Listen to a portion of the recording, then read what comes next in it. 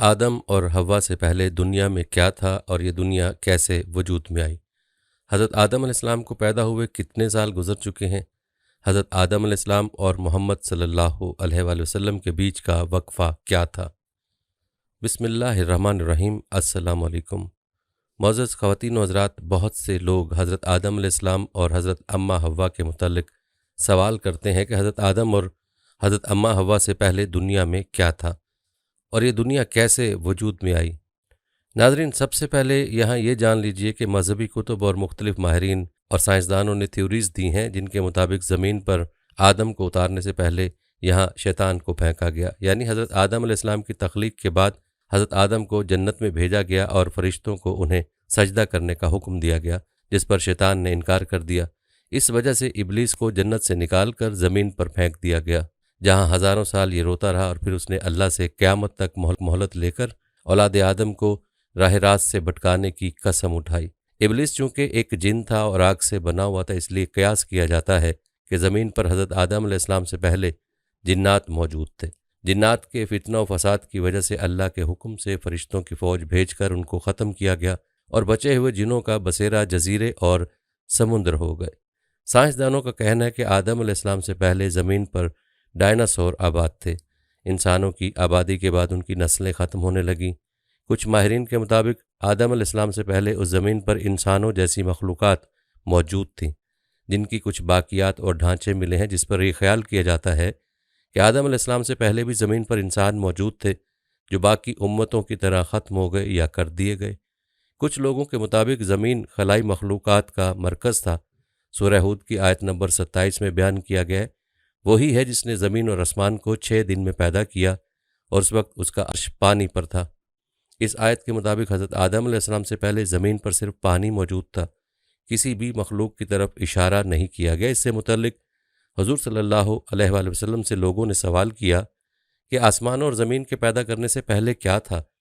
تو آپ صلی اللہ علیہ وآلہ وسلم نے ارشاد فرمایا کہ اللہ کے سوا کچھ بھی نہ تھا، نہ اس کے اوپر ہوا تھی نہ اس کے نیچے ہوا تھی۔ مطلب یہ ہے کہ کچھ نہ تھا، پھر اس نے پانی پر اپنا عرش پیدا کیا، گویا یہ تھی مخلوقات کی ابتدا۔ بخاری شریف میں بیان ہے کہ ایک بار آپ صلی اللہ علیہ وآلہ وسلم کے پاس یمن سے ایک وفد آیا اور کہا کہ ہمیں آپ سے علم لینا ہے، آپ ہمیں بتائیں کہ زمین پر آدم علیہ السلام سے پہلے کیا تھا؟ آپ صلی اللہ علیہ وآلہ وسلم نے فرمایا، کچھ نہیں، صرف اللہ تھا اور عرش پانی پر تھا اور لوح محفوظ میں قلم سے سب لکھ کے محفوظ کر دیا گیا تھا۔ آپ صلی اللہ علیہ وآلہ وسلم فرما رہے تھے کہ بلا شبہ اللہ نے سب سے پہلے قلم کو پیدا کیا، پھر اللہ نے اس کو حکم دیا کہ لکھ، چنانچہ وہ اسی وقت چل پڑا اور قیامت کے دن تک ہونے والی ہر چیز لکھی گئی۔ یہ اللہ تعالیٰ کا علم تھا جس کو قلم نے اس کے حکم کے مطابق لوح محفوظ پر لکھا۔ حضرت سیدنا عبداللہ بن عمرو بن العاص رضی اللہ تعالیٰ عنہ روایت کرتے ہیں کہ میں نے سنا اللہ کے رسول صلی اللہ علیہ وآلہ وسلم فرما رہے تھے کہ اللہ نے آسمانوں اور زمین کی پیدائش سے 50,000 سال پہلے تمام مخلوقات کی تقدیروں کو لکھ دیا اور اس وقت اس کا عرش پانی پر تھا۔ اس حدیث مبارکہ سے یہ بات واضح ہو گئی، سب سے پہلے پانی، پھر پانی پر عرش کی تخلیق ہوئی، پھر قلم کے فوراً بعد لوح محفوظ کو پیدا کیا گیا جس پر سب کچھ جو قیامت تک ہونے والا تھا لکھ دیا گیا، پھر کائنات کی باقی مخلوقات آسمان و زمین کی پیدائش وجود میں آتی گئی۔ حضرت ابو ہریرہ رضی اللہ تعالیٰ عنہ سے روایت ہے کہ جب نبی صلی اللہ علیہ وآلہ وسلم سے دنیا میں چیزوں کے وجود میں آنے کی ترتیب پوچھی گئی تو انہوں نے میرا ہاتھ تھاما اور کہا کہ اللہ نے جب یہ دنیا بنائی تو ان کی ترتیب کچھ یوں تھی: ہفتے والے دن مٹی پیدا کی، اتوار کو پہاڑ، پیر کو درخت، منگل کو تکالیف، بیماریاں، مسائل، بدھ کو نور، جمعرات کو چوپائے اس زمین پر پھیلا دیے اور جمعہ مبارک کے دن عصر سے رات کے درمیان آدم علیہ السلام کو پیدا کیا تھا۔ اس حدیث مبارکہ سے پتہ چلتا ہے کہ ابتدائی مخلوقات کی ترتیب کیا تھی۔ ان میں سب سے آخری نمبر حضرت آدم علیہ السلام کا تھا، جبکہ آدم علیہ السلام نسل انسانی میں سب سے پہلے اور تمام انسانوں کے باپ ہیں۔ جبکہ انسانوں سے پہلے فرشتے اور جن پیدا ہو چکے تھے، صاحب عقل مخلوقات میں سب سے پہلا نمبر فرشتوں کا، دوسرا نمبر جنوں کا اور آخری نمبر انسانوں کا ہے۔ فرشتوں کی تخلیق کے بعد جنوں کو بھی انسانوں سے پہلے پیدا کیا گیا تھا، جیسا کہ اللہ پاک سورہ ہجر آیت نمبر 27 میں اللہ ارشاد فرماتا ہے، اور اس سے پہلے جنات کو ہم نے لو والی آگ سے پیدا کیا۔ جنات کے بارے میں حضرت عبداللہ ابن عباس رضی اللہ تعالیٰ عنہ فرماتے ہیں کہ حضرت آدم علیہ السلام کی تخلیق سے 2000 سال پہلے جنات پیدا کیے گئے وہ ہماری اس زمین پر آباد تھے، مگر آہستہ آہستہ وہ فتنہ فساد میں مبتلا ہو گئے، اور وہ جب حد سے آگے بڑھ گئے اور ناحق خون بہنے لگا تو اللہ نے ان کی طرف فرشتوں کا ایک عظیم لشکر بھیجا، جس سے جنات کے زبردست مارکہ آرائی ہوئی۔ اس مارکہ آرائی میں فرشتوں نے جنات کو تہس نہس کر دیا، اور وہ پناہ لینے کے لیے سمندر کے جزیروں، جنگلات اور پہاڑوں پر چلے گئے۔ ان کو زمین کے ہر حصے سے نکال دیا گیا، چنانچہ آج تک ان کے رہنے کی جگہ یہی جزیرے، جنگلات اور پہاڑ ہیں۔ اس طرح یہ دنیا وجود میں آئی اور آدم زمین پر آیا، اور اس کے بعد انسانوں کی نسلیں چلیں۔ ناظرین، یہاں یہ بھی جان لیجئے کہ آدم علیہ السلام کی تخلیق مٹی سے کیوں ہوئی اور وہ مٹی کہاں سے لائی گئی۔ حضرت آدم علیہ السلام کی نہ ماں ہے نہ باپ، بلکہ اللہ تعالیٰ نے ان کو مٹی سے بنایا ہے۔ چنانچہ روایت ہے کہ جب اللہ نے آپ کو پیدا کرنے کا ارادہ فرمایا تو حضرت اسرائیل علیہ السلام کو حکم دیا کہ زمین سے ایک مٹھی مٹی لائیں۔ حکم خداوندی کے مطابق حضرت اسرائیل علیہ السلام نے آسمان سے اتر کر زمین سے ایک مٹھی مٹی اٹھائی تو پوری روئے زمین کے اوپری پرت چھلکے کی مانند اتر کر آپ کی مٹھی میں آ گئی، جس میں 60 رنگوں اور مختلف کیفیتوں والی مٹیاں تھیں، یعنی سفید و سیاہ اور سرخ و زرد رنگوں والی، اور نرم و سخت، شیریں و تلخ، نمکین و پھیکی وغیرہ کیفیتوں والی مٹی شامل تھی۔ پھر اس مٹی کو مختلف پانیوں سے گوندنے کا حکم فرمایا، چنانچہ ایک مدت کے بعد یہ چپکنے والی بن گئی، پھر ایک مدت تک یہ گوندی گئی تو کیچڑ کی طرح بودار گارا بن گئی، پھر یہ خشک ہو کر کھنکھناتی اور بجتی ہوئی مٹی بن گئی۔ پھر اس مٹی سے حضرت آدم علیہ السلام کا پتلا بنا کر جنت کے دروازے پر رکھ دیا گیا، جس کو دیکھ دیکھ کر فرشتوں کی جماعت تعجب کرتی تھی، کیونکہ فرشتوں نے ایسی شکل و صورت کی کوئی مخلوق کبھی دیکھی ہی نہیں تھی۔ پھر اللہ تعالیٰ نے اس پتلے میں روح کو داخل ہونے کا حکم فرمایا، چنانچہ روح داخل ہو کر جب آپ کے نتنوں میں پہنچی تو آپ کو چھینک آئی، اور جب روح زبان تک پہنچ گئی تو آپ نے الحمدللہ پڑھا، اور اللہ تعالیٰ نے فرمایا یرحمک اللہ، یعنی اللہ تعالیٰ تم پر رحمت فرمائے۔ اے ابو محمد یعنی آدم، میں نے تم کو اپنی حمد ہی کے لیے بنایا ہے۔ پھر رفتہ رفتہ پورے بدن میں روح پہنچ گئی اور آپ زندہ ہو کر اٹھ کھڑے ہوئے۔ اللہ تعالیٰ نے حضرت آدم علیہ السلام کو 4 عظیم شرف اور مرتبے عطا فرمائے، اپنے ہاتھ سے پیدا فرمایا، روح پھونکی، فرشتوں کو سجدہ کرنے کا حکم فرمایا، اشیاء کے ناموں کے علم سے سرفراز فرمایا۔ ناظرین، مذاہب کی قدیم کتابوں میں یہ بھی لکھا ہے کہ ابلیس یعنی شیطان جن تھا، اور اللہ تعالیٰ نے اس کی عبادات کے باعث اسے فرشتوں میں شامل کر لیا تھا اور اسے ان کا سردار بنا دیا تھا۔ اس کے بعد اس کی ریاضت کا سلسلہ جاری رہا۔ اس کائنات کا کوئی ایسا چپا یا کوئی ایسا ٹکڑا نہیں تھا جس پر ابلیس نے سجدہ نہ کیا ہو۔ یہ ان سجدوں، ان ریاضتوں، ان عبادتوں کا نتیجہ تھا کہ اللہ تعالیٰ نے ابلیس کو فرشتوں کا سردار بنایا، لیکن پھر شیطان غرور کا شکار ہو گیا۔ اس نے مٹی کے پتلے یعنی حضرت آدم علیہ السلام کو سجدہ کرنے سے انکار کر دیا۔ جب اللہ تعالیٰ نے آدم علیہ السلام کو بنایا مٹی سے تو سب کو کہا کہ ان کو سجدہ کیا جائے، لیکن ابلیس کو ایک غرور تھا اس کے اندر۔ اس نے کہا کہ میں آگ سے بناؤں، یہ مٹی سے بنا ہے، میں اسے کیوں سجدہ کروں؟ اس نے سجدہ کرنے سے انکار کر دیا، اور یہاں سے خیر اور شر کی طاقتوں کے درمیان جنگ کا آغاز ہو گیا۔ قدیم صحائف نے لکھا ہے کہ جب شیطان کو حضرت آدم علیہ السلام کو سجدہ کرنے کا حکم دیا گیا تو اس نے حضرت آدم علیہ السلام پر حقارت سے تھوک دیا تھا۔ شیطان کا تھوک حضرت آدم علیہ السلام کے پیٹ پر گرا تھا، اور اس کے بعد اللہ تعالیٰ نے حضرت جبرائیل علیہ السلام کو تھوک والی مٹی نکالنے کا حکم دیا تھا۔ حضرت جبرائیل علیہ السلام نے یہ مٹی نکالی تو حضرت آدم علیہ السلام کے پیٹ پر ایک چھوٹا سا سوراخ بن گیا۔ یہ سوراخ ناف کی شکل میں آج بھی ہمارے پیٹ پر موجود ہے۔ اللہ تعالیٰ نے اس ناف کی مٹی سے جس پر شیطان نے تھوکا تھا اس سے کتے کو بنایا تھا۔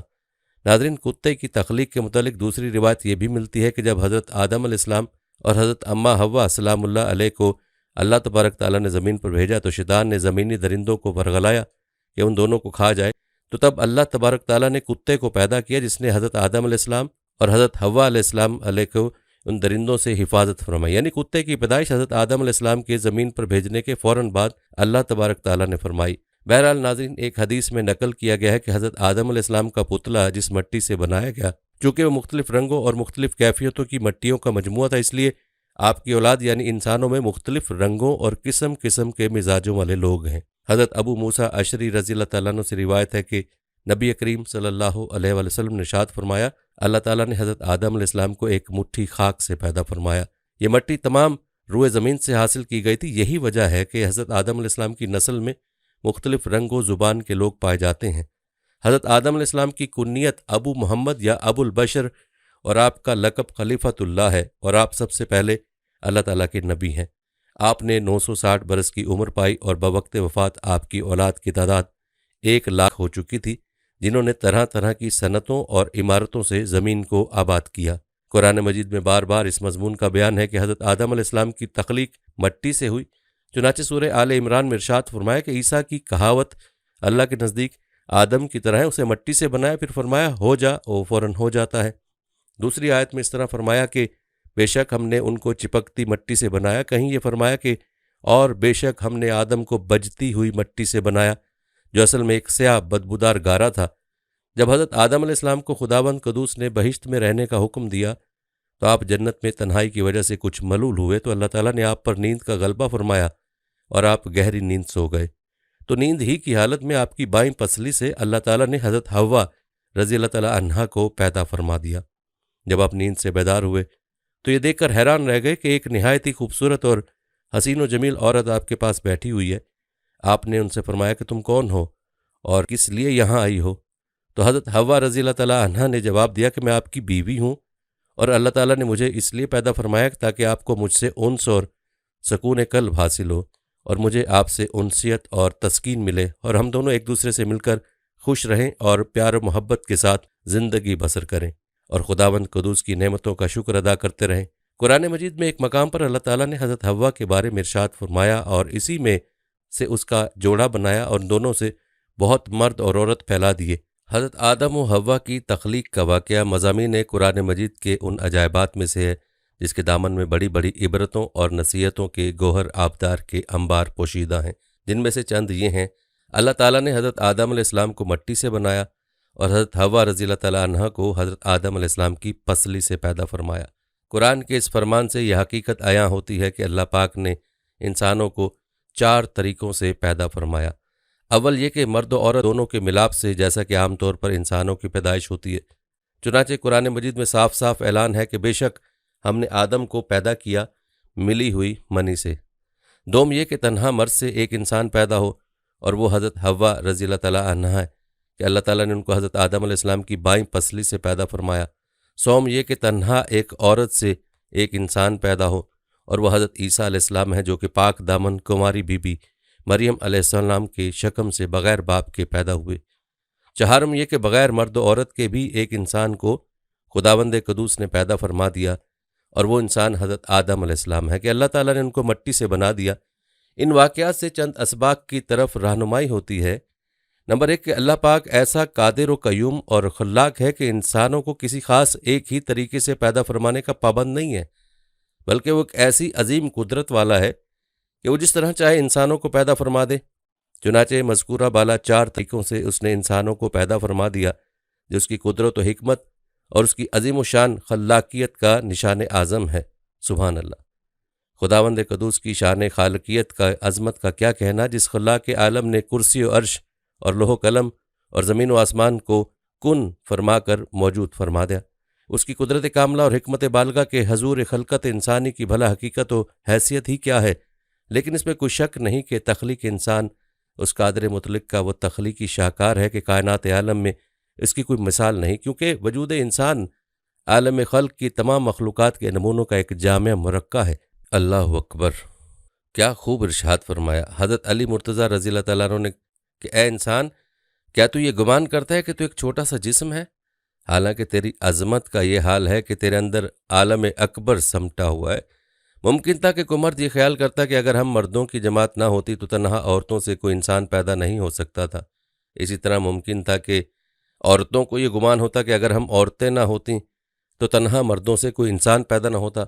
اسی طرح ممکن تھا کہ عورت و مرد دونوں مل کر یہ ناز کرتے کہ اگر ہم مردوں اور عورتوں کا وجود نہ ہوتا تو کوئی انسان پیدا نہیں ہو سکتا تھا۔ تو اللہ تعالیٰ نے 4 طریقوں سے انسانوں کو پیدا فرما کر عورتوں اور مردوں دونوں کا منہ بند کر دیا کہ دیکھ لو، ہم ایسے قادر و قیوم ہیں کہ حضرت حوا علیہ السلام کو تنہا مرد یعنی حضرت آدم علیہ السلام کی پسلی سے پیدا فرما دیا۔ لہٰذا اے عورتوں، تم یہ گمان مت رکھو کہ اگر عورتیں نہ ہوتیں تو کوئی انسان پیدا نہ ہوتا۔ اسی طرح حضرت عیسیٰ علیہ السلام کو تنہا عورت کے شکم سے بغیر مرد کے پیدا فرما کر مردوں کو تنبیہ فرما دی کہ اے مردو، تم یہ ناز نہ کرو کہ اگر تم نہ ہوتے تو انسانوں کی پیدائش نہیں ہو سکتی تھی۔ دیکھ لو، ہم نے حضرت عیسیٰ علیہ السلام کو تنہا عورت کے شکم سے بغیر مرد کے پیدا فرما دیا، اور حضرت آدم علیہ السلام کو بغیر مرد و عورت کے مٹی سے پیدا فرما کر عورتوں اور مردوں کا منہ بند فرما دیا کہ اے عورتوں اور مردوں، تم کبھی بھی اپنے دل میں خیال نہ لانا کہ اگر ہم دونوں نہ ہوتے تو انسانوں کی جماعت پیدا نہیں ہو سکتی تھی۔ دیکھ لو، حضرت آدم علیہ السلام کے نہ باپ ہیں نہ ماں، بلکہ ہم نے ان کو مٹی سے پیدا فرما دیا۔ سبحان اللہ! سچ فرمایا اللہ جل جلالہ نے کہ اللہ ہر چیز کا بنانے والا ہے اور وہ اکیلا سب پر غالب ہے۔ وہ جس کو چاہے اور جیسے چاہے اور جب چاہے پیدا فرما دیتا ہے۔ اس کے افعال اور اس کی قدرت کسی اسباب و علل اور کسی خاص طور طریقوں کی بندشوں کے محتاج نہیں ہے۔ چنانچہ قرآن کریم میں ارشاد خداوندی ہے کہ وہ جو چاہتا ہے کرتا ہے۔ ایک اور جگہ فرمایا جس چیز اور جس کام کا وہ ارادہ فرماتا ہے اس کو کر ڈالتا ہے، نہ کہ اس کی مشیت و ارادے میں دخل انداز ہو سکتا ہے، نہ کسی کو اس کے کسی کام میں چون و چرا کی مجال ہو سکتی ہے۔ اب یہاں ناظرین یہ بھی جان لیجئے کہ حضرت آدم علیہ السلام کو پیدا ہوئے کتنے سال گزر چکے ہیں۔ حضرت آدم علیہ السلام اور حضرت محمد صلی اللہ علیہ وآلہ وسلم کے بیچ کا وقفہ کیا تھا؟ حضرت نوح علیہ السلام اور حضرت موسیٰ علیہ السلام کے درمیان وقفہ کیا تھا؟ تو ناظرین یہ بات نہ قرآن میں موجود ہے اور نہ ہی کسی صحیح حدیث سے ثابت ہے، البتہ اس بارے میں بعض تاریخی روایات ملتی ہیں۔ چنانچہ امام ابن عساکر رحمہ اللہ نے دنیا کی مجمل تاریخ اور اس طرح لکھی کہ حضرت آدم علیہ السلام اور حضرت نوح علیہ السلام کے درمیان 1200 برس کا فاصلہ ہے، اور حضرت نوح علیہ السلام سے حضرت ابراہیم علیہ السلام کے درمیان 1142 سال کا فاصلہ ہے، اور حضرت ابراہیم علیہ السلام سے حضرت موسیٰ علیہ السلام تک 565 برس کا فاصلہ ہے، اور حضرت موسیٰ علیہ السلام سے حضرت داؤد علیہ السلام تک 569 برس، اور حضرت داؤد علیہ السلام سے حضرت عیسیٰ علیہ السلام کے درمیان 1356 برس، اور حضرت عیسیٰ علیہ السلام سے خاتم الانبیاء حضرت محمد صلی اللہ علیہ وآلہ وسلم تک 600 برس کا فاصلہ ہے۔ جہاں تک ان انبیاء کی حیات رہنے کا تعلق ہے تو حضرت آدم علیہ السلام 960 برس، حضرت نوح علیہ السلام 950 برس، حضرت ابراہیم علیہ السلام 200 برس، حضرت داؤد علیہ السلام 100 برس، حضرت عیسیٰ علیہ السلام 33 برس، اور آپ صلی اللہ علیہ وآلہ وسلم 63 برس تک وقید حیات رہے۔ لہٰذا اس حساب کے مطابق حضرت آدم علیہ السلام کے دنیا میں تشریف لانے سے لے کر اب تقریباً 9288 سال گزر چکے ہیں۔ آپ صلی اللہ علیہ وآلہ وسلم اور حضرت آدم علیہ السلام کے بیچ کا درمیانی وقفہ تقریباً 6835 سال ہے، اور حضرت نوح علیہ السلام اور حضرت موسیٰ علیہ السلام کے درمیان کا وقفہ 1907 سال کا ہے۔ ناظرین یہاں یہ بھی جان لیجئے کہ حضرت آدم علیہ السلام جنت سے کہاں اترے تھے۔ اس بارے میں تفسیر در منشور میں کہ حضرت آدم علیہ السلام مکہ اور طائف کے درمیان میں موجود دجنہ نامی علاقے میں اترے تھے۔ بعض کا کہنا ہے کہ آدم علیہ السلام صفا پہاڑی پر اترے۔ حکم الہی میں کوتاہی کی وجہ سے حضرت آدم علیہ السلام کے جنت سے نکلنے کا وقت آیا، تب آپ علیہ السلام نے حضرت حوا علیہ السلام کا ہاتھ تھام کر کہا چلو اب غربت اور بے کسی کا وقت آن پہنچا۔ اس وقت حضرت جبرائیل علیہ السلام نے آ کر کہا کہ تم دونوں الگ ہو جاؤ، کیونکہ یہی اللہ تعالیٰ کا حکم ہے کہ تم دونوں کو دنیا میں مختلف مقامات پر اتارنا ہے۔ یہ سنتے ہی حضرت آدم علیہ السلام نے حضرت حوا کا ہاتھ چھوڑ دیا۔ پھر حضرت آدم علیہ السلام کو سارندیپ سری لنکا میں اور حضرت حوا علیہ السلام کو جدہ کے قریب اتارا گیا، اور شیطان کو حضرت آدم علیہ السلام اور حضرت حوا علیہ السلام کے اتارنے سے پہلے ہی اعلیٰ میں اتار دیا گیا تھا۔ اس وقت کے اعتبار سے جدہ اور سرندیپ کے درمیان تقریباً 2100 میل کا فاصلہ تھا۔ حضرت آدم علیہ السلام کی جنتی زبان عربی تھی، لیکن وہ ان کو بھلا دی گئی۔ اس کے عوض آپ علیہ السلام کو سریانی زبان عطا کی گئی۔ بعد ازاں جب آپ کی توبہ قبول کر لی گئی تو پھر عربی زبان عطا کر دی گئی۔ پھر جب آدم علیہ السلام حکم الہی پر حج کے لیے تشریف لے گئے تو آپ علیہ السلام کی ملاقات مزدلفہ کے مقام پر اماں حوا سے ہوئی۔ اس وجہ سے مزدلفہ کے معنی قربت والی جگہ بنتا ہے۔ جدہ سعودی عرب کا سب سے بڑا شہر ہے۔ حضرت عبداللہ ابن عمر رضی اللہ تعالیٰ عنہ فرماتے ہیں اللہ سبحانہ وتعالیٰ نے حضرت آدم علیہ السلام کو ہندوستان میں اتارا، پھر آپ علیہ السلام مکہ تشریف لے گئے، وہاں سے شام تشریف لے گئے اور وہیں انتقال ہوا۔ اسی طرح رسول اللہ صلی اللہ علیہ وسلم نے ارشاد فرمایا حضرت آدم علیہ السلام ہندوستان میں اترے تھے۔ ابن عساکر نے ایک روایت نقل کی ہے حضرت آدم علیہ السلام جب زمین پر بھیجے گئے تو انہیں ہندوستان میں اتارا گیا۔ تاریخی اعتبار سے دیکھا جائے تو ہندوستان کے علاقہ سیلون کے جزیرے سرندیپ میں بوز نامی پہاڑی پر آدم کے قدموں کے نشان ملتے ہیں۔ بعد میں یہ پہاڑ سری لنکا کے حصے میں آ چکا ہے، جسے تاریخی روایت کے مطابق حضرت آدم علیہ السلام کے نقش پا سے منسوب کیا جاتا ہے۔ اسی مناسبت سے اس پہاڑی کو آدم کی چوٹی یا کوہ آدم کا نام دیا جاتا ہے۔ اس پہاڑ کو سرندیپ بھی کہا جاتا ہے۔ کوہ آدم کی پہاڑی سری لنکا کی دوسری بڑی چوٹی ہے۔ 7300 فٹ بلند یہ چوٹی سری لنکا کے دارالحکومت کولمبو سے 220 किलोमीटर के फासले पर है। श्रीलंका के ज़िला रत्नापुर में वाक़ इस चोटी तक पहुंचने के लिए कोलंबो से कैंडी और फिर डलहौज़ी आना पड़ता है। डलहौज़ी शहर के करीब से ये पहाड़ी शुरू होती है। कोहे आदम पर चढ़ने के लिए मौजूद वक्त रात का है। रात को 11-12 बजे के दरमियान सयाहों की अक्सरियत सफ़र शुरू करती है। पहाड़ की चोटी तक पहुंचने के लिए तकरीबन 4.5 घंटे मुसलसल सफ़र करना पड़ता है। पहाड़ को काटकर 7,500 सीढ़ियाँ बनाई गई हैं। पहाड़ का 2/3 सफ़र तो सयाह बआसानी तय कर लेते हैं, लेकिन चोटी के करीब 1/3 सफ़र इंतहाई दुश्वार है। यहाँ से आगे के सफ़र में पहाड़ की अमूदी सतह पर बनाई गई इन सीढ़ियों के दोनों जानिब लगी स्टील की रेलिंग पकड़कर ही ऊपर चढ़ा जा सकता है। कोहे आदम की चोटी पर नक्शे पा आदम को ढांप कर महफूज कर दिया गया है। वक्फे वक्फे से उसे आम ज़ियारत के लिए खोला जाता है। ज़ायरीन की बड़ी तादाद बुद्ध मत के मुकर्ररा असूलों की पासदारी करते हुए ज़ियारत करती है।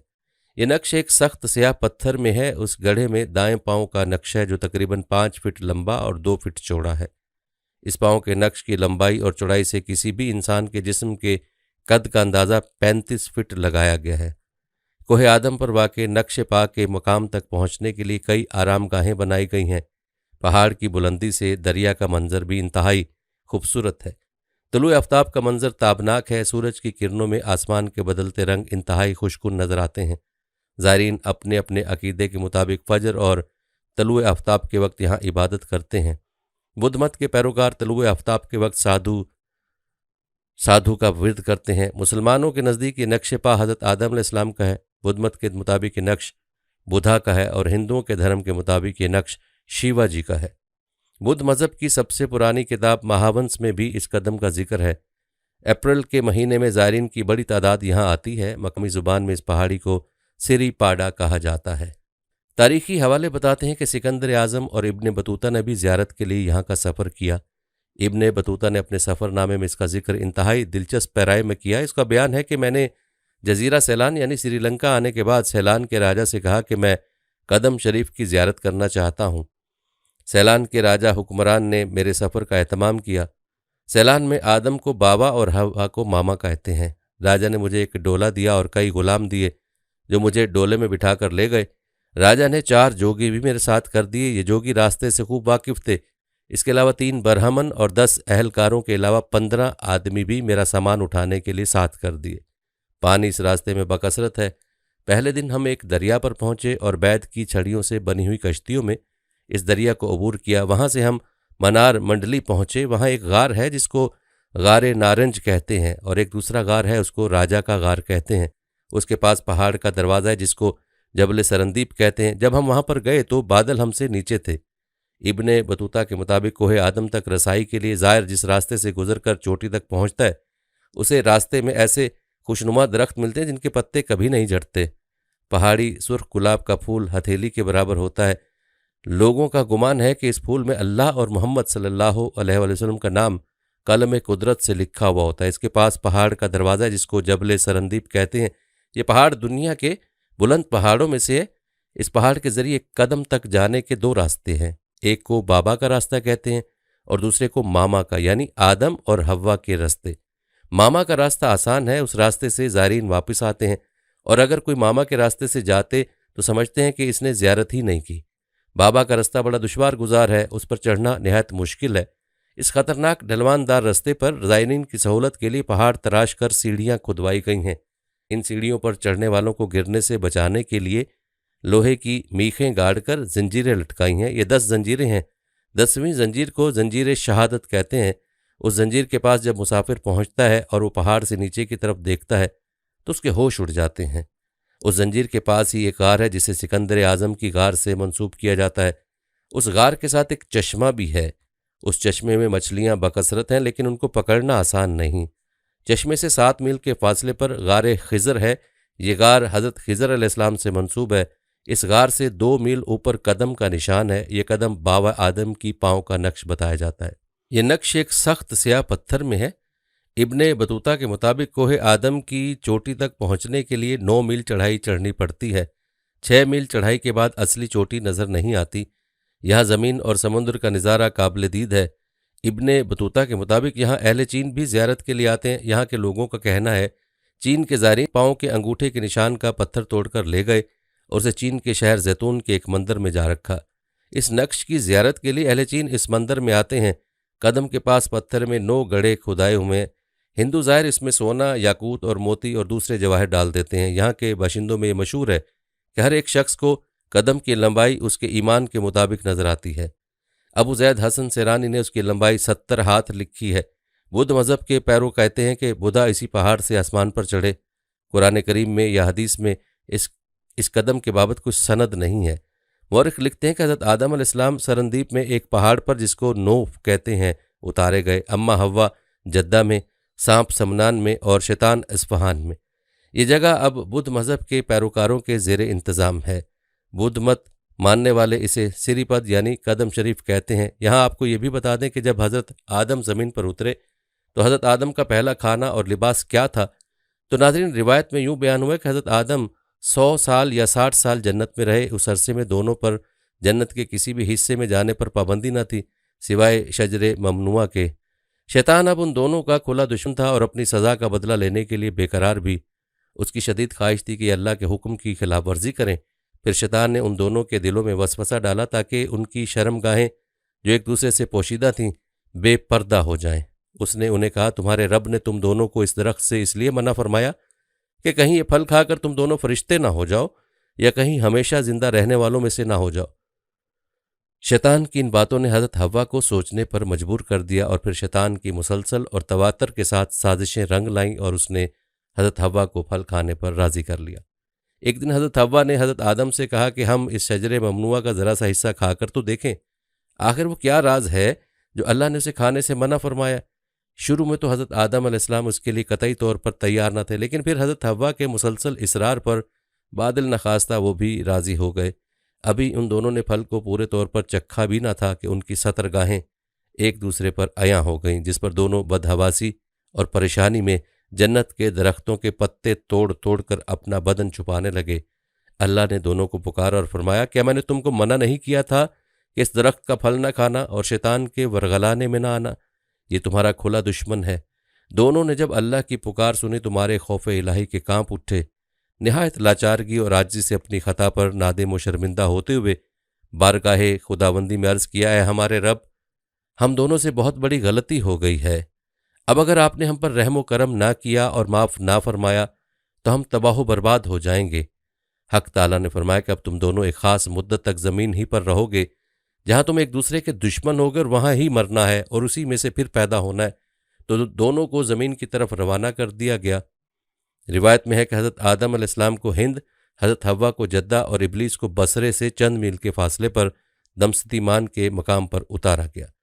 حضرت صدی رحمۃ اللہ علیہ فرماتے ہیں کہ جب حضرت آدم علیہ السلام جنت سے ہند میں اترے تو ان کے پاس حجر اسود تھا اور جنت کے درختوں کے پتوں کی ایک مٹھی بھی تھی۔ پھر حضرت آدم علیہ السلام نے ان پتوں کو زمین پر پھیلا دیا اور یہ خوشبودار درخت ان پتوں ہی کی پیداوار ہے۔ حضرت آدم علیہ السلام زمین پر آنے کے بعد نہایت شرمسار اور افسردہ تھے۔ پھر حضرت حوا سے علیحدگی نے بھی سخت پریشانی میں مبتلا کر دیا تھا۔ روایت میں ہے کہ آپ ایک طویل عرصے تک اللہ کے حضور گڑ گڑاتے، فریاد کرتے اور آنسو بہاتے رہے، یہاں تک کہ اللہ تعالیٰ کو ان کی اس گریہ زاری پر رحم آ گیا، اور پھر ایک دن حضرت جبرائیل علیہ السلام نے حضرت آدم علیہ السلام کے پاس آ کر انہیں اللہ کی جانب سے معافی کی نوید سنائی۔ حضرت آدم علیہ السلام خوشی سے سرشار بارگاہ خداوندی میں سربا سجود ہو کر شکر بجا لائے۔ پھر حضرت جبرائیل علیہ السلام انہیں لے کر مکہ آئے، جہاں حضرت آدم علیہ السلام نے کعبہ شریف کی بنیاد رکھی اور حجر اسود کو کعبہ کی دیوار پر نصب فرمایا۔ پھر اس کے گرد طواف کیا۔ طواف سے فارغ ہو کر حضرت جبرائیل علیہ السلام انہیں جبل عرفات پر لے گئے، جہاں حضرت حوا تشریف فرما تھیں۔ لیکن طویل عرصے کی جدائی اور حالات نے بہت سی جسمانی تغیرات پیدا کر دیے تھے، چنانچہ دونوں ایک دوسرے کو پہچان نہ پائے، جس پر حضرت جبرائیل علیہ السلام نے دونوں کا تعارف کروایا۔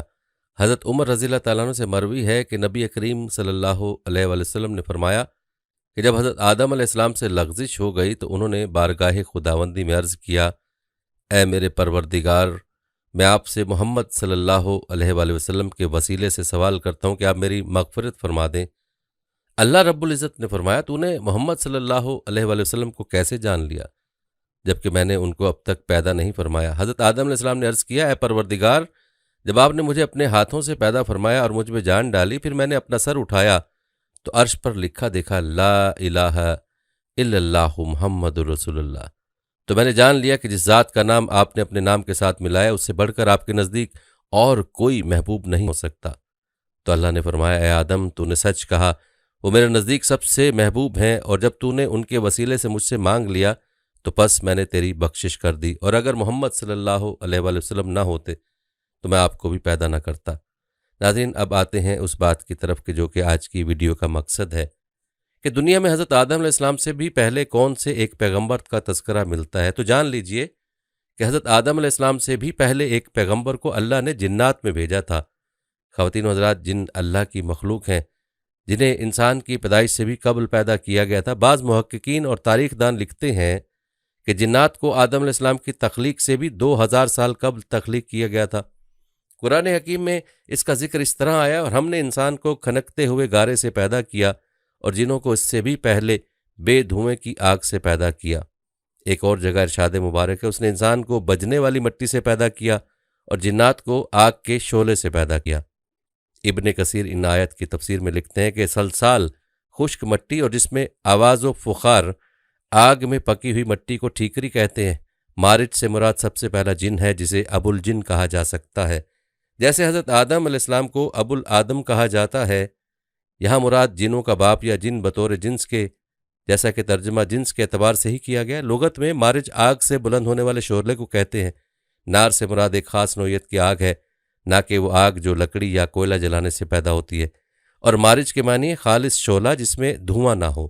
جس طرح پہلا انسان مٹی سے بنایا گیا، پھر تخلیق کے مختلف مدارج سے گزرتے ہوئے اس کے جسد خاکی نے گوشت پوست کے زندہ بشر کی شکل اختیار کی اور آگے اس کی نسل نطفے سے چلی، اسی طرح پہلا جن خالص آگ کے شعلے یا آگ کی لپٹ سے پیدا کیا گیا، اور بعد میں اس کی ذریت سے جنوں کی نسل پیدا ہوئی۔ ان کا وجود بھی اصلاً ایک آتشی وجود ہی ہے، لیکن جس طرح ہم محض ایک تودہ خاک نہیں ہے، اسی طرح وہ بھی محض شعلہ آتشی نہیں ہے۔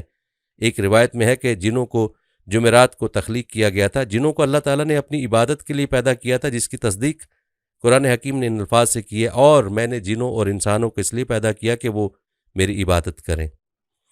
اس آیہ مبارکہ سے ثابت ہو رہا ہے کہ انسان ایک مخلوق ہے جسے اللہ نے عبادت کے لیے پیدا کیا ہے۔ حضرت آدم علیہ السلام کی خلقت سے پہلے جنات کے درمیان پیغمبر مبعوث ہوئے ہیں، کیونکہ اللہ قرآن کریم میں خلقت کے مقصد کو جن و انس کی عبادت اور ان کو کمال تک پہنچانا بیان کرتا ہے، اور فرماتا ہے میں نے جن و انس کو عبادت کے لیے خلق کیا ہے۔ روایت میں آیا کہ ایک شامی مرد نے حضرت علی سے پوچھا کہ کیا خدا نے جنات کی جانب کسی پیغمبر کو بھیجا ہے؟ علی رضی اللہ تعالیٰ عنہ نے جواب میں فرمایا ہاں، ایک پیغمبر جس کا یوسف نام تھا ان کی ہدایت کے لیے بھیجا گیا، لیکن انہوں نے اسے شہید کر دیا۔ یہ روایت بھی دلیل ہے کہ جنات میں ان کی ہی نوع سے پیغمبر ہوتے تھے۔ اس بنا پر جو کچھ ہم نے بیان کیا ہے اس سے واضح ہوا کہ جن بھی مکلف ہیں اور فرائض رکھتے ہیں، اور انسان کی خلقت سے پہلے ان کی ہدایت کے لیے پیغمبر مبعوث ہوئے ہیں، لیکن اس کی کیفیت ہمارے لیے واضح نہیں۔ ناظرین، اب یہاں پر آپ کو یہ بھی بتاتے ہیں کہ حضرت آدم کا پہلا کھانا اور لباس کیا تھا۔ حضرت ابن عباس رضی اللہ تعالیٰ عنہ سے مروی ہے کہ حضرت جبرائیل علیہ السلام حضرت آدم علیہ السلام کے پاس آئے اور گندم کے 7 دانے ساتھ لائے۔ حضرت آدم علیہ السلام نے پوچھا یہ کیا ہے؟ عرض کیا یہ اس درخت کا پھل ہے جس سے آپ کو روکا گیا تھا، لیکن آپ نے تناول کر لیا تھا۔ فرمایا تو اب میں اس کا کیا کروں؟ عرض کیا ان کو زمین میں بو دیجئے۔ حضرت آدم علیہ السلام نے بو دیے، اور وہ دانے وزن میں ان دنیا کے دانوں سے 1,00,000 درجے زیادہ تھے۔ وہ دانے اگے، حضرت آدم علیہ السلام نے فصل کاٹی، پھر دانوں کو بھوسی سے جدا کیا، پھر صفائی کی، اسے پیس کر آٹا گوندا، اور پھر اس آٹے کی روٹی پکائی گئی۔ اس طرح محنت و مشقت کے بعد اسے کھایا۔ ان تمام مراحل کے بعد حضرت آدم علیہ السلام تھک گئے تھے۔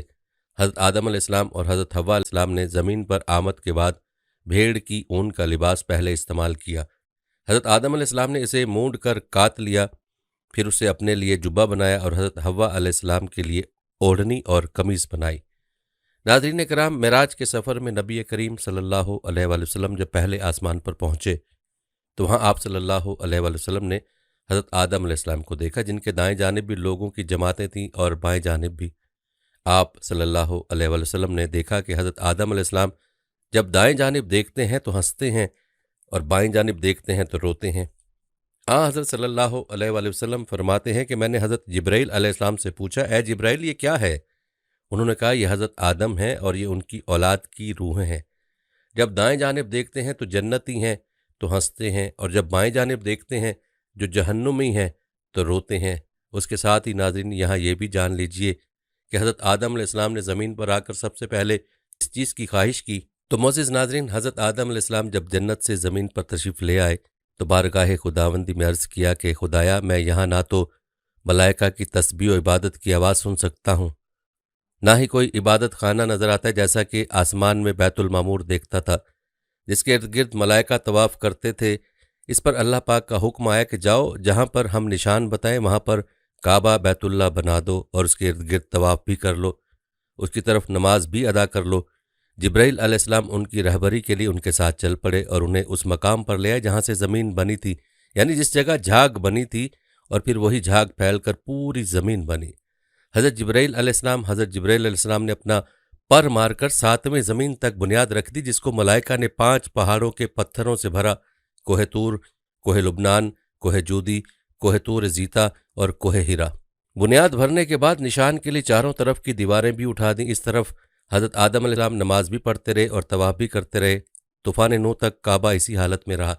طوفان کے وقت وہ عمارت آسمان پر اٹھا لی گئی اور وہ جگہ ایک اور اونچے ٹیلے کی صورت میں رہ گئی، مگر لوگ پھر بھی برکت کے لیے یہاں آتے تھے اور آ کر دعائیں مانگتے تھے۔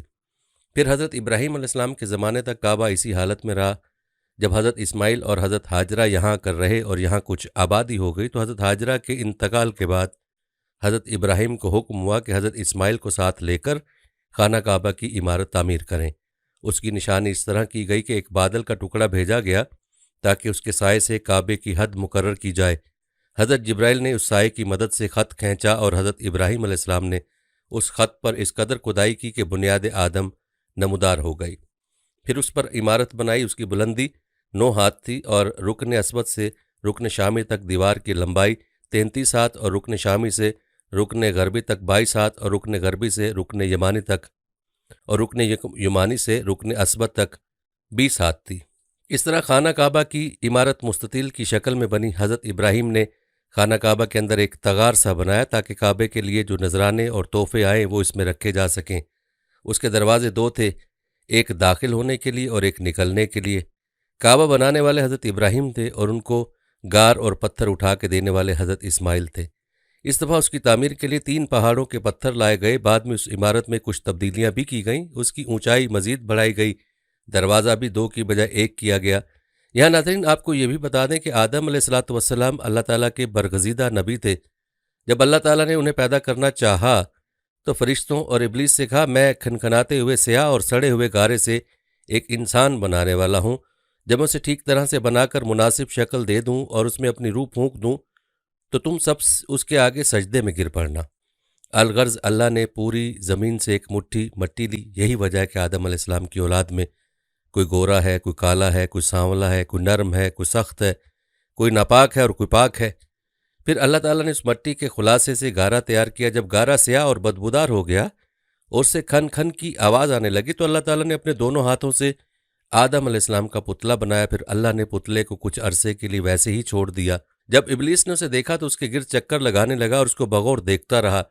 اس نے دیکھا کہ پتلا اندر سے خالی ہے تو وہ سمجھ گیا کہ آدم اپنے اوپر قابو نہ رکھ سکیں گے۔ پھر اللہ تعالیٰ نے جمعے کے دن عصر کے بعد اس پتلے کو زندہ انسان بن جانے کا حکم دیا۔ حکم سنتے ہی وہ پتلا زندہ انسان بن گیا۔ جب اللہ تعالیٰ نے آدم علیہ السلام کو پیدا کیا اور ان کے جسم میں روح پھونکی تو انہیں چھینک آئی۔ انہوں نے اللہ کے حکم سے الحمدللہ کہا۔ اللہ تعالیٰ نے فرمایا، یرحمک اللہ، اللہ تم پر رحم کرے۔ پھر اللہ تعالیٰ نے ان سے فرمایا، جاؤ ان فرشتوں کو سلام کرو اور سنو وہ کیا کہتے ہیں، جو کچھ وہ کہیں وہی تمہارا اور تمہاری ذریت کا سلام ہوگا۔ آدم علیہ السلام ان کے پاس گئے اور ان سے کہا، السلام علیکم۔ فرشتوں نے جواب دیا، وعلیکم السلام ورحمۃ اللہ وبرکاتہ۔ جب اللہ تعالیٰ نے آدم کو پیدا کیا تو تمام فرشتے اللہ کے حکم کے مطابق آدم کے سامنے سجدے میں گر پڑے، لیکن ابلیس نے تکبر کیا اور سجدہ کرنے سے صاف انکار کر دیا اور کہنے لگا، میں اس سے بہتر ہوں، مجھے تو نے آگ سے پیدا کیا اور آدم کو مٹی سے پیدا کیا۔ ابلیس جنات میں سے ہے۔ اللہ تعالیٰ کا فرمان ہے، الابلیس کان من الجن، مگر ابلیس جنات میں سے تھا۔ دوسری بات یہ کہ نبی صلی اللہ علیہ وآلہ وسلم کا فرمان ہے کہ ابلیس آگ سے پیدا ہوا اور فرشتے نور سے پیدا ہوئے۔ تیسری بات یہ ہے کہ ابلیس کی اولاد ہے جبکہ فرشتوں میں تناسل کا سلسلہ نہیں ہے۔ اسی طرح ابلیس نے اللہ تعالیٰ کی نافرمانی کی، تکبر کیا، جبکہ ملائکہ اللہ تعالیٰ کے ایسے مکرم بندے ہیں کہ اللہ کے احکام کی نافرمانی نہیں کرتے۔ اگر یہ کہا جائے کہ شیطان جب فرشتوں میں نہیں تو اسے سجدہ کرنے کا حکم کیوں دیا گیا؟ جواب یہ ہے کہ اسے اپنے علم، اجتہاد اور عبادت کی وجہ سے آسمان میں ایک بلند مقام حاصل تھا۔ پھر اللہ تعالیٰ نے آدم علیہ السلام کی پیٹھ پر مسح کیا، مسح کرتے ہی ہر روح جو ان کی اولاد میں قیامت تک پیدا ہونے والی تھی نکل پڑی۔ پھر ان روحوں کو آدم کے سامنے پیش کیا۔ آدم علیہ السلام نے کہا، اے میرے رب، یہ کون لوگ ہیں؟ اللہ تعالیٰ نے فرمایا، یہ تمہاری اولاد ہے۔ آدم علیہ السلام نے ان میں سے ایک شخص کو دیکھا، ان کو اس کی آنکھوں کے درمیان جو نور تھا وہ بہت پسند آیا، کہنے لگے، اے میرے رب، یہ کون ہے؟ اللہ تعالیٰ نے فرمایا، یہ تمہاری اولاد کی آخری جماعتوں میں ایک شخص ہے جس کا نام داؤد ہے۔ آدم نے پوچھا، اے میرے رب، تو نے اس کی عمر کتنی رکھی ہے؟ اللہ نے فرمایا، 60 سال۔ آدم نے عرض کیا، اے میرے رب، میری عمر سے اس کی عمر میں 60 سال بڑھا دیں۔ پھر بس اللہ نے ایسا ہی کر دیا اور اس پر گواہ بھی ٹھہرا دیا۔ پھر جب آدم کی عمر مکمل ہو گئی تو اللہ نے ان کی طرف ملک الموت کو بھیجا، تو آدم نے کہا کہ کیا میری عمر سے ابھی 40 سال باقی نہیں ہے؟ ملک الموت نے کہا کہ آپ نے یہ 40 سال اپنے بیٹے داؤد علیہ السلام کو ہبا نہیں کیے تھے؟ آدم علیہ السلام نے انکار کر دیا، لہٰذا آپ کی اولاد بھی انکاری ہے، اور آدم بھول کے لہٰذا آپ کی اولاد بھی نسیان کا شکار ہو گئی۔ اسی طرح اللہ تعالیٰ نے آدم علیہ السلام کی پشت سے نکلنے والے اولاد سے میدان عرفات میں عہد لیا۔ اللہ تعالیٰ نے جتنی مخلوق پیدا کرنی تھی ان کو آدم کے آگے چیونٹیوں کی طرح پھیلا دیا، پھر ان سے بالمشافہ گفتگو فرمائی۔ اس کے بعد اللہ تعالیٰ نے آدم کی پسلی سے ان کی بیوی کو پیدا کیا تاکہ آدم ان سے سکون حاصل کریں۔ پھر اللہ نے انہیں جنت میں رہنے کا حکم دیا۔ آدم جمعہ کے دن جنت میں داخل ہوئے۔ اللہ تعالیٰ نے آدم علیہ السلام سے فرمایا، تم اپنی بیوی کے ساتھ اس جنت میں رہو اور جہاں سے چاہو خوب کھاؤ پیو، لیکن اس درخت کے قریب بھی نہ جانا ورنہ تم نقصان اٹھاؤ گے، اور یہ ابلیس تمہارا اور تمہاری بیوی کا دشمن ہے، اس سے ہوشیار رہنا کہیں ایسا نہ ہو کہ تمہیں جنت سے نکلوا دے۔ الغرض یہاں تم بڑے عیش و آرام سے رہو گے۔ آدم اور ان کی زوجہ جنت میں بڑے آرام سے رہ رہے تھے، لیکن ابلیس ان کے پیچھے لگا ہوا تھا۔ اس نے آدم سے کہا، اے آدم، میں تمہیں ایسا درخت نہ بتاؤں کہ جس کو کھا کر تم کو ایسی سلطنت مل جائے جس میں کبھی ضعف نہ آنے پائے؟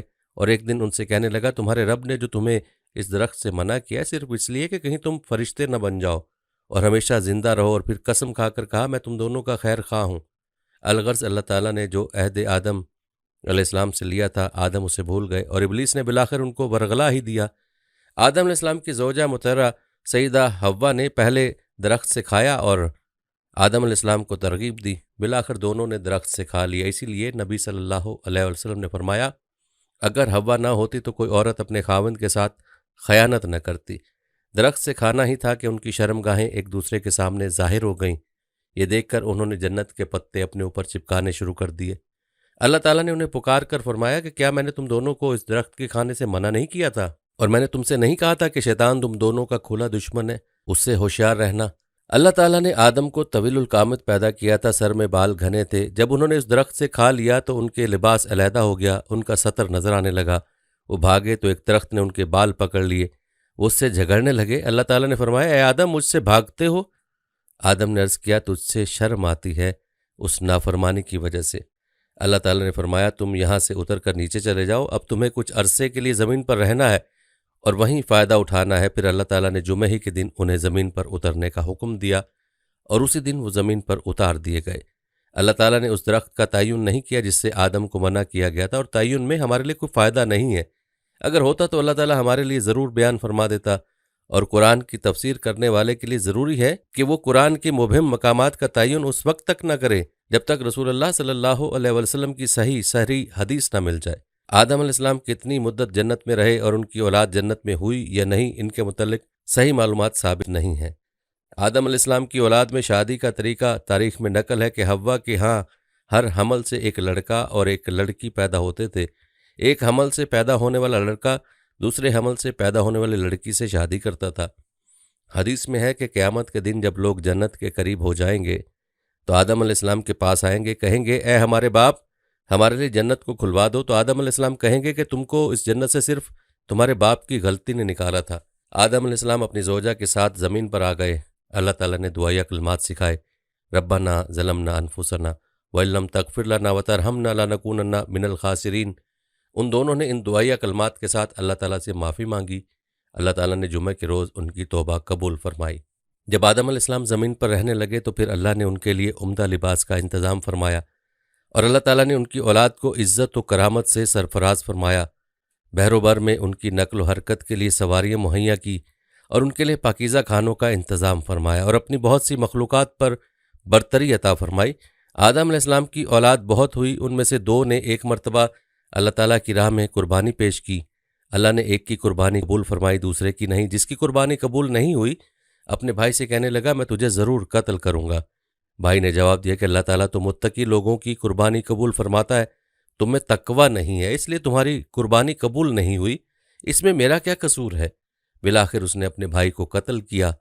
قتل کرنے کے بعد سمجھ نہیں آیا کہ اپنے مقتول بھائی کی لاش کا کیا کرے۔ اللہ تعالیٰ نے ایک کوہ بھیجا جو زمین پر اتر کر زمین کو کوریدنے لگا۔ قاتل بھائی نے کوے سے سیکھا کہ کس طرح اپنے بھائی کی لاش کو چھپائے، پھر اپنے اس فعل پر بہت نادم ہوا اور افسوس کیا۔ قاتل کا نام قابیل تھا، مقتول کا نام حابیل تھا۔ قابیل پہلا شخص ہے جس نے بنی آدم میں قتل کو جاری کیا۔ آدم علیہ السلام بہت روئے اس قتل پر اور افسوس کیا۔ آدم علیہ السلام کی عمر اللہ تعالیٰ نے 1000 سال رکھی تھی۔ آدم نے 40 سال اپنی عمر میں سے داؤد علیہ السلام کو ہبا کیے تھے۔ بہرحال اللہ تعالیٰ نے آدم علیہ السلام کی عمر 1000 سال کر دی اور داؤد علیہ السلام کی عمر 100 سال کر دی۔ حابیل کے مرنے کے بعد اللہ تعالیٰ نے آدم علیہ السلام کو ایک بیٹا دیا، انہوں نے ان کا نام شیس علیہ السلام رکھا، اور اپنی وفات سے پہلے شیس علیہ السلام کو وصیت کی۔ جب فرشتوں نے آدم علیہ السلام کی روح قبض کر لی، فرشتے اپنے ساتھ کفن اور خوشبو لے کر آئے تھے، پھر فرشتوں نے انہیں غسل دیا، کفن پہنایا اور نماز جنازہ پڑھی، قبر کھودی اور لحد میں دفن کیا۔ پھر کہا اے بنی آدم، یہ ہے تکفین و تدفین وغیرہ کا طریقہ۔ آدم علیہ السلام کا انتقال جمعہ کے روز ہوا، دفن کی جگہ نامعلوم ہے۔ آدم علیہ السلام کے انتقال کے بعد سیدہ حوا کا انتقال ہو گیا۔ آدم علیہ السلام کا قد 60 ہاتھ تھا۔ ابو ہریرہ رضی اللہ تعالیٰ عنہ سے روایت ہے کہ نبی صلی اللہ علیہ وآلہ وسلم نے فرمایا، موسیٰ علیہ السلام نے آدم علیہ السلام سے بحث کی کہ آپ نے لوگوں کو اپنی غلطی گناہ کے سبب سے جنت سے نکلوایا اور انہیں بدبخت بنایا۔ آدم علیہ السلام نے فرمایا، اے موسیٰ علیہ السلام، اللہ تعالیٰ نے آپ کو رسالت اور کلام کرنے کے لیے چنا، اور آپ مجھے ایک ایسے معاملے میں ملامت کر رہے ہیں جو اللہ تعالیٰ نے میری تخلیق سے قبل لکھ دیا تھا۔ رسول اللہ صلی اللہ علیہ وآلہ وسلم نے فرمایا، آدم علیہ السلام دلیل کے ذریعے موسیٰ علیہ السلام پر غالب آ گئے۔ اور ہاں ناظرین، آخر میں حضرت آدم علیہ السلام کی وفات کب اور کیسی ہوئی، اس حوالے سے آپ کو آگاہ کر دوں کہ جب حضرت آدم علیہ السلام حابیل کی موت کی وجہ سے بے قرار رہتے تھے، تب اللہ پاک نے حضرت جبرائیل علیہ السلام کو ان کی تسلی کے لیے بھیجا۔ انہوں نے حضرت آدم علیہ السلام کو باحکم خداوندی بتایا اللہ ان کو ایک فرزند عنایت کرے گا جس کی نسل سے پیغمبر پیدا ہوں گے۔ حضرت شیس علیہ السلام چنانچہ حابیل کے مرنے کے 5 سال بعد حضرت آدم کے ہاں فرزند پیدا ہوا جس کا نام شیس رکھا۔ اس کا مطلب ہے اللہ کا دیا ہوا تحفہ۔ یہ نام رکھنے کی وجہ یہ ہے کہ حابیل کے مرنے کے 5 سال بعد اللہ پاک نے ان کو شیس عطا فرمایا۔ حضرت آدم علیہ السلام کی وفات کا وقت قریب آیا تو انہوں نے اپنے بیٹوں سے فرمایا کہ بیٹو، میرا جنت کے پھل کھانے کا جی چاہ رہا ہے۔ وہ تلاش کے لیے نکل گئے تو انہیں سامنے سے فرشتے آتے ہوئے ملے جن کے پاس حضرت آدم علیہ السلام کا کفن اور خوشبو تھی، اور ان کے پاس کولہاڑے اور ٹوکریاں بھی تھیں۔ انہوں نے کہا کہ آدم کے بیٹو، تمہیں کس چیز کی تلاش ہے؟ انہوں نے کہا کہ ہمارے والد بیمار ہیں اور جنت کے میوے کھانے کی خواہش رکھتے ہیں۔ فرشتوں نے کہا کہ واپس چلے جاؤ، تمہارے والد فوت ہونے والے ہیں۔ اور جب فرشتے حضرت آدم علیہ السلام کی روح قبض کرنے کے لیے آئے تو حوا علیہ السلام نے ان کو دیکھ کر پہچان لیا اور وہ حضرت آدم علیہ السلام سے چمٹ گئیں۔ حضرت آدم علیہ السلام نے فرمایا کہ مجھ سے الگ ہو جاؤ، پہلے بھی مجھے تمہارے ذریعے سے ہی مصیبت پہنچی تھی، مجھے میرے رب کے فرشتوں کا ساتھ دینے دو۔ فرشتوں نے ان کی روح قبض کی، غسل دیا، کفن پہنایا، خوشبو لگائی، آپ کی قبر کھودی اور لحد تیار کی۔ حضرت جبرائیل علیہ السلام نے ان کے بیٹے حضرت شیس کو نماز جنازہ پڑھنے کا طریقہ بتایا۔ آپ نے نماز جنازہ پڑھائی۔ عام طور پر تاریخی کتب میں حضرت آدم علیہ السلام کی عمر مبارک 960 سال بیان کی گئی ہے۔ کہتے ہیں کہ آپ کو جبل ابی قیس کے گھر غار کنز میں دفن کیا گیا۔ حضرت ابن عباس رضی اللہ تعالیٰ عنہ کے بقول حضرت نوح علیہ السلام نے طوفان کے بعد کشتی سے اتر کر آپ کو بیت المقدس میں دفن کیا۔ حضرت حوا کے بارے میں بھی بہت سی روایت ہیں کہ آپ بھی آدم علیہ السلام کی وفات کے 1 سال بعد ہی انتقال فرما گئیں اور ان کے ساتھ ہی دفن ہوئیں۔ ہماری اللہ پاک سے دعا ہے کہ اللہ پاک حضرت آدم علیہ السلام اور حضرت اماں حوا کو امت مسلمہ کی طرف سے بہترین جزائے خیر عطا فرمائے اور ہمیں آدم و حوا کی زندگی سے سبق سیکھنے اور اس پر عمل کرنے کی توفیق عطا فرمائے۔ آمین یا رب العالمین۔